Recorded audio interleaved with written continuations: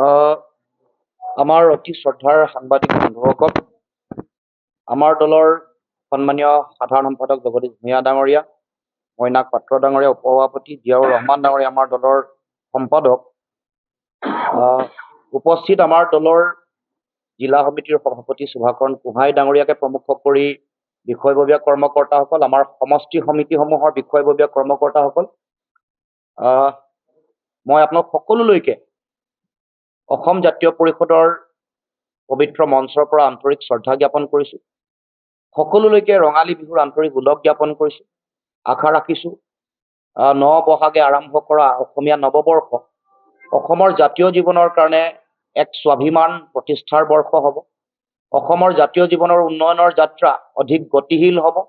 আমাৰ ভাষা কৃষ্টি সংস্কৃতি ৰক্ষাৰ যিখন জাতীয় সংগ্ৰাম, এই সংগ্ৰামক অধিক গতিশীল ৰূপত আগবঢ়াই লৈ যাবৰ কাৰণে বহাগ আৰু ৰঙালী বিহুৱে আমাক সকলোকে শক্তি আৰু আত্মবিশ্বাস জগাই তুলিব বুলি মই আশা ৰাখিছোঁ। পঞ্চায়ত নিৰ্বাচনলৈ বৰ বেছি দিন সময় নাই। অহা 2 মে তাৰিখে আৰু 7 মে তাৰিখে দুটা পৰ্যায়ত পঞ্চায়ত নিৰ্বাচন হ'ব। ইতিমধ্যে সমগ্ৰ অসমৰ বিভিন্ন স্তৰত বিভিন্ন পৰ্যায়ত আমি আমাৰ দলৰ তৰফৰ পৰা আমি প্ৰাৰ্থী প্ৰক্ষেপ কৰিছোঁ আৰু ইতিমধ্যে নিৰ্বাচনৰ যি প্ৰচাৰ এই পূৰ্ণাংগ পৰ্যায়ত ইতিমধ্যে আগবাঢ়িছে।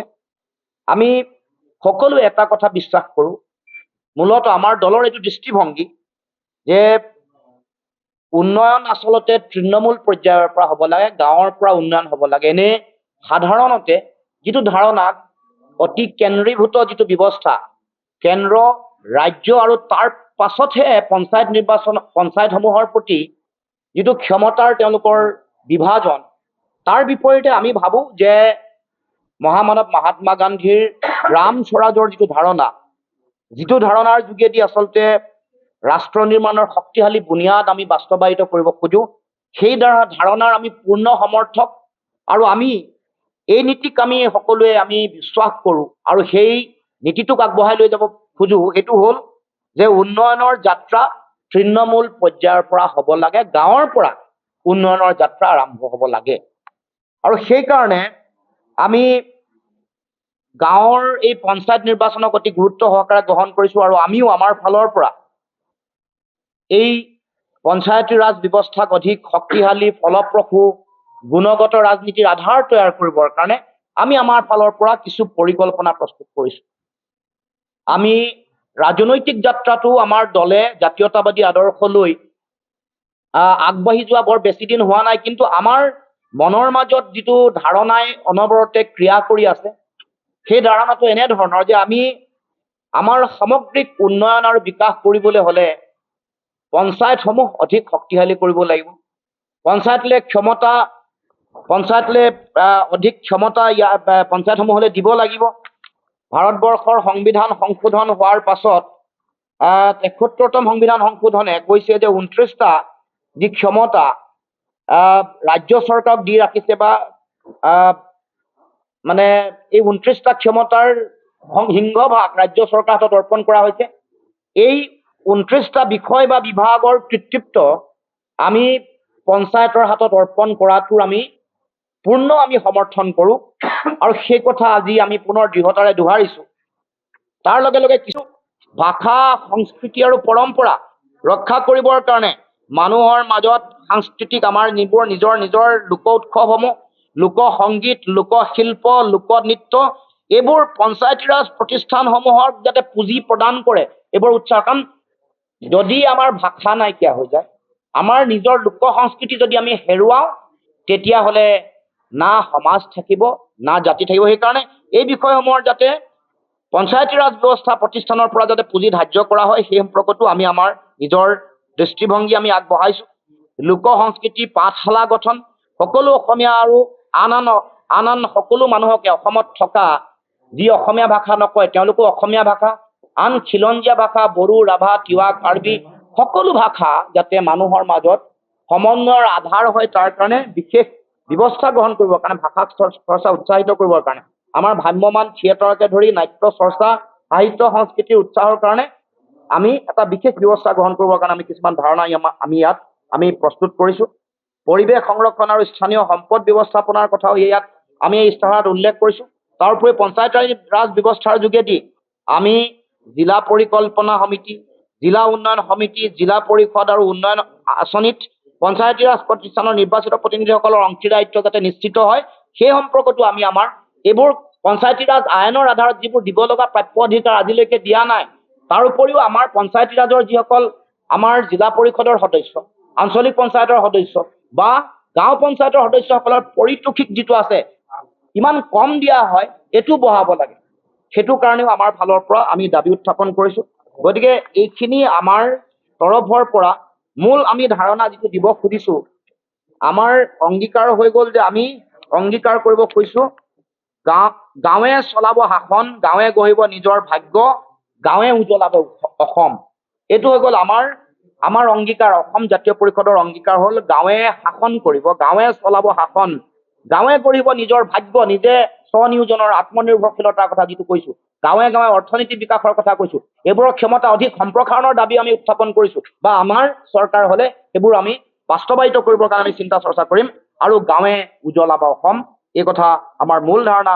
সেইকাৰণে অসম জাতীয় পৰিষদে গাঁওসমূহত শূন্য দৰিদ্ৰতা, শূন্য প্ৰদূষণ, শূন্য মিথ্যাচাৰ, যিবোৰ মিথ্যাচাৰ চলি আছে আৰু মানে কৰ্মহীনতা একেবাৰে নাইকিয়া কৰিবৰ কাৰণে শূন্য কৰ্মহীনতা, শূন্য দুৰ্নীতি, মানুহৰ মাজত শূন্য ঘৃণা, শূন্য শত্ৰুতা, এইবোৰ তৈয়াৰ কৰিবৰ কাৰণে আমাৰ যিটো ব্যৱস্থা, সেই ব্যৱস্থাত আমি যিটো গ্ৰাম্য স্বৰাজ বুলি আমি কওঁ, এই পঞ্চায়তী ৰাজ ব্যৱস্থাত এইবোৰ আনিবৰ কাৰণে শূন্য অসমতা, শূন্য অসহনশীলতা, শূন্য অস্পৃশ্যতা আৰু শূন্য সাম্প্ৰদায়িকতাৰ লক্ষ্য লৈ গাঁৱত আমি প্ৰচাৰ চলাবৰ কাৰণে আৰু পঞ্চায়ত গঠন কৰাৰ লগে লগে পঞ্চায়তসমূহত যেতিয়া প্ৰচাৰ চলাইছোঁ, কৈ দিছোঁ যে বিগত সময়ছোৱাত ভাগ ভাগ কৰি অসমতাৰে কাৰোবাক প্ৰাপ্য আঁচনিৰ পৰা, অধিকাৰৰ পৰা চৰকাৰে বঞ্চিত কৰে।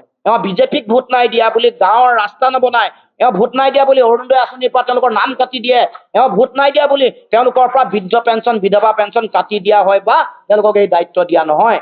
গতিকে আমাৰ দৃষ্টিভংগী স্পষ্ট, অসম জাতীয় পৰিষদে ভোট কাক দিয়া তেওঁৰ নিজৰ অধিকাৰ, কোন দল কৰিছে তেওঁৰ নিজৰ অধিকাৰ, আমি বাদ বিচাৰ নকৰোঁ।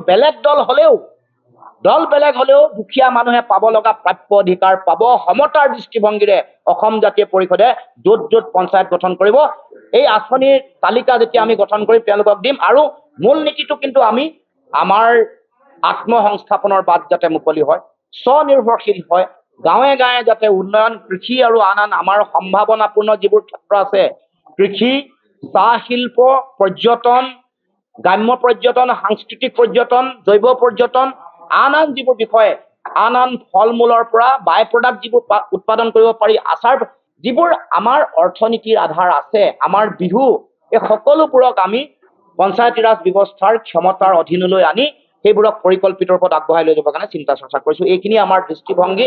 আমাৰ কাৰণে কেৱল হিতাধিকাৰী নহয়, আত্মনিৰ্ভৰশীলতা, স্বনিৰ্ভৰশীলতা, গাঁও অঞ্চলৰ মানুহৰ বৃদ্ধি কৰাটো আমাৰ মূল লক্ষ্য হিচাপে আমি আমাৰ ইস্তাহাৰত এই বিষয়সমূহ উল্লেখ কৰিছোঁ আৰু আমি এইবাৰ এইখন মুকলি কৰিবৰ কাৰণে, আনুষ্ঠানিকভাৱে মুকলি কৰিবৰ দিশে আমি আগবাঢ়িছোঁ। বন্ধুসকল, আমি আজিৰ সংবাদমেল আৰম্ভ কৰিছোঁ আৰু আপোনালোকক আদৰণি জনাইছোঁ আমাৰ সংবাদমেললৈ অহাৰ বাবে।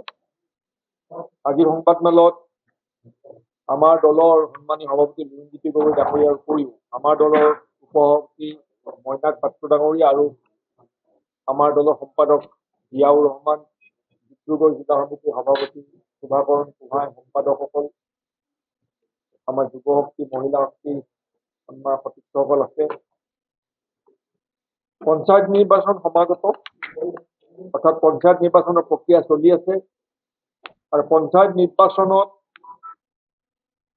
গ্ৰাম্য স্বৰাজ প্ৰতিষ্ঠা কৰাৰ উদ্দেশ্য সন্মুখত লৈ গ্ৰাম্য জনসাধাৰণক প্ৰকৃতাৰ্থক শাসনৰ দায়িত্ব ৰাইজৰ হাতত সমৰ্পণ কৰাৰ উদ্দেশ্য লৈ গঠন কৰা এই পঞ্চায়ত ব্যৱস্থাৰ বাস্তৱায়িত কৰাৰ স্বাৰ্থ সন্মুখত লৈ অসম জাতীয় পৰিষদে এই পঞ্চায়ত নিৰ্বাচনত প্ৰতিদ্বন্দ্বিতা কৰিছোঁ। আমি অতি সীমিত সংখ্যক আসনত প্ৰতিদ্বন্দ্বিতা কৰিছোঁ আৰু কি পটভূমিত আমি সীমিত সংখ্যক আসনত প্ৰতিদ্বন্দ্বিতা কৰিছোঁ সেই সম্পৰ্কত সভাপতিয়ে ব্যাখ্যা কৰিব। অসমৰ জনসাধাৰণৰ বাবে আমি কিছু নব্য চিন্তা আমি কঢ়িয়াই আনিব বিচাৰিছোঁ যে পঞ্চায়তী ৰাজ ব্যৱস্থাটো প্ৰকৃতাৰ্থত জনসাধাৰণৰ স্বাৰ্থত জনসাধাৰণৰ অনুকূলে ব্যৱহাৰ হোৱা এটা বিষয়, যিটো ব্যৱস্থাত গ্ৰাম্য ৰাইজৰ তৃণমূললৈকে ক্ষমতা সম্প্ৰসাৰণ হ'ব লাগে, সেইটো আছিল মূল উদ্দেশ্য। মহাত্মা গান্ধীৰ যিটো গ্ৰাম্য স্বৰাজৰ ধাৰণা আছিল, সেই গ্ৰাম স্বৰাজৰ ধাৰণাক বাস্তৱায়িত কৰাৰ বাবে আমি প্ৰয়াস কৰিম। সেইটো আমাৰ আন্তৰিক আৰু অতি সদিচ্ছামূলক আমাৰ মনোভাৱ। কিন্তু আমি এইটো কথা উপলব্ধি কৰো যে গ্ৰাম্যাঞ্চলৰ তৃণমূল পৰ্যায়ৰ একজন মানুহৰ বিকাশ নোহোৱালৈকে সমাজৰ প্ৰকৃতাৰ্থত বিকাশ কেতিয়াও হ'ব পাৰে। অসমৰ বিকাশ তেতিয়াহে হ'ব যেতিয়া আমাৰ গাঁও অঞ্চলৰ তৃণমূলত থকা শেষৰজন অনুন্নত মানুহৰ জীৱন ধাৰণৰ মানদণ্ড উন্নত কৰিব পৰা যাব। আৰু সেই ব্যৱস্থাটো কেৱল সম্ভৱ পঞ্চায়তী ৰাজ ব্যৱস্থাৰ জৰিয়তে। কাৰণ চৰকাৰী বহু ব্যৱস্থাই সেইসকল ৰাইজক ঢুকি নাপায়। গতিকে পঞ্চায়ত ৰাজ ব্যৱস্থাক আমি যিমান নিকা, যিমান স্বচ্ছ আৰু যিমান শক্তিশালীভাৱে গঢ়ি তুলিব পাৰিম, সিমানে গ্ৰাম্য জনসাধাৰণ ইয়াৰ সুফল লাভ কৰিব পাৰিম। কিন্তু আজিৰ দিনটো আমি দেখা পাওঁ যে পঞ্চায়তী ৰাজ ব্যৱস্থাটোক ৰাজনৈতিক শক্তি কেন্দ্ৰ হিচাপে ব্যৱহাৰ কৰে। পঞ্চায়ত ৰাজ ব্যৱস্থাটোক ৰাজনৈতিক শক্তিৰ আধাৰ হিচাপে ব্যৱহাৰ কৰা দেখা যায়, দুৰ্নীতিৰ প্ৰাণ কেন্দ্ৰ হিচাপে ব্যৱহাৰ কৰা দেখা যায়, গ্ৰাম্য জনসাধাৰণৰ পৰা আবণ্টিত ধন আত্মসাৎ কৰা হয় ৰাজনৈতিক প্ৰচেষ্টাত। সেই ব্যৱস্থাবোৰ চলি আছে। পঞ্চায়ত ৰাজ ব্যৱস্থাত জনসাধাৰণক নিজাববীয়া নিৰ্ণয় কৰাৰ সুবিধা দি দিব লাগে। ৰাজনৈতিক দলৰ নেতাসকলে প্ৰচাৰ চলাব, ঠিক আছে, কিন্তু এটা পঞ্চায়ত নিৰ্বাচনৰ কাৰণে কেন্দ্ৰীয় মন্ত্ৰী বা মুখ্যমন্ত্ৰী এজনে চোতালে ঘূৰি ফুৰাটো শোভনীয় বিষয় নহয়। দলৰ নেতাসকলক কৰিবলৈ দিয়ক, দলৰ নেতাসকলে প্ৰচাৰ চলাওক। কিন্তু তাৰমানে কেন্দ্ৰীয় মন্ত্ৰী, মুখ্যমন্ত্ৰী এই জাতীয় পদবীধাৰীসকল চোতালে গাঁৱে গাঁৱে ঘূৰি ফুৰাটো শোভনীয় নহয়। যদি ভাল কাম কৰিছে তেওঁলোকক ৰাইজে ভোট দিব লাগে, এনেই ভোট দিব লাগে। নিশ্চিতভাৱে তেখেতসকল কনফিডেন্ট নহয় ভাল কাম কৰিছো বুলি, যাৰ কাৰণে গাঁৱৰ চোতালে গাঁৱে গাঁৱে ঘূৰি ফুৰিব লগা হৈছে। এই সামগ্ৰিক ব্যৱস্থাটোৰ বিপৰীতে আমি এটা নিকা ভাৱাপন্ন, এটা প্ৰকৃত গ্ৰাম্য স্বৰাজ প্ৰচেষ্টাৰ সপোন সন্মুখত লৈ আমি অসম জাতীয় পৰিষদে প্ৰাৰ্থিত্ব প্ৰক্ষেপ কৰিছো। আমি যিসমূহ ঠাইত প্ৰাৰ্থিত্ব প্ৰক্ষেপ কৰিছো, সেইসমূহ ঠাইত আমি অতি সৰলভাৱে, অতি সততাৰে, অতি নিষ্ঠাৰে, আন্তৰিকতাৰে গ্ৰাম্য জনসাধাৰণৰ বিকাশৰ আৰু সৰ্বাংগীন মংগলৰ বাবে আমি কাম কৰাৰ কাৰণে প্ৰতিশ্ৰুতিবদ্ধ, অংগীকাৰবদ্ধ।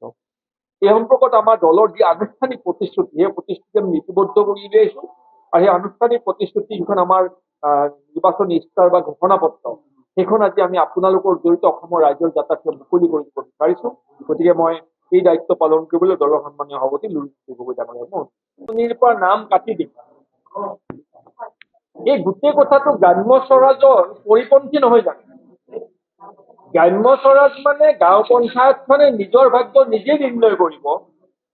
গতিকে মহাত্মা গান্ধীৰ যিটো গ্ৰাম স্বৰাজৰ ধাৰণা, সেই ধাৰণাৰ পৰিপন্থী কথা বিজেপিৰ মন্ত্ৰী বিধায়কবোৰে কৈ আছে। কথাটো পৰস্পৰ বিৰোধী হৈছে। প্ৰকৃতাৰ্থত যদি গ্ৰাম স্বৰাজ প্ৰতিষ্ঠা হয়, তেতিয়াহ'লে গাঁও পঞ্চায়তখনে সেইখন গাঁৱৰ ৰাইজৰ ভাগ্য তেওঁলোকে নিজে নিৰ্ণয় কৰিব। তাত মন্ত্ৰী বিধায়কে নাম কাটি দিব কেনেকে পাৰে? সেইটোতো গ্ৰাম্য স্বৰাজ নহ'ল, আকৌ কেন্দ্ৰীভূত শাসন ব্যৱস্থাই হ'ল। গ্ৰাম স্বৰাজ মানে বিকেন্দ্ৰীগত শাসন ব্যৱস্থা, শাসনৰ বিকেন্দ্ৰীকৰণ। কিন্তু বৰ্তমান বিজেপিৰ মন্ত্ৰী বিধায়কসকলে যিটো মূল কথা কৈ আছে যে আমি ভোটাৰ নাম কাটি দিম, অৰুণোদয়ৰ নাম কাটি দিম, ৰাস্তা কাটি দিম, এইটোতো বিকেন্দ্ৰীকৰণ নহ'ল, কেন্দ্ৰীভূত শাসন ব্যৱস্থাৰ পোষকতা কৰা হ'ল। গতিকে আমি চৰকাৰখনৰ সেই মানসিকতাক ধিক্কাৰ দিছো। আমি বিচাৰো যে চৰকাৰখনে প্ৰকৃতাৰ্থত ক্ষমতাৰ বিকেন্দ্ৰীকৰণৰ বাবে কাম কৰক।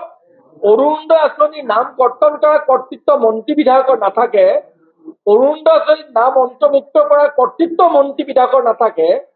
গ্ৰাম্যাঞ্চলৰ ৰাস্তা ঘাট বনোৱা, অৰুণোদয় আঁচনি বনোৱা, যিকোনো আঁচনি প্ৰস্তুত কৰাৰ কৰ্তৃত্ব কেৱল পঞ্চায়তৰ হাতত থকা উচিত, আৰু পঞ্চায়তৰ সেই কৰ্তৃত্বৰ ওপৰত হস্তক্ষেপ কোনেও কৰিব নালাগে।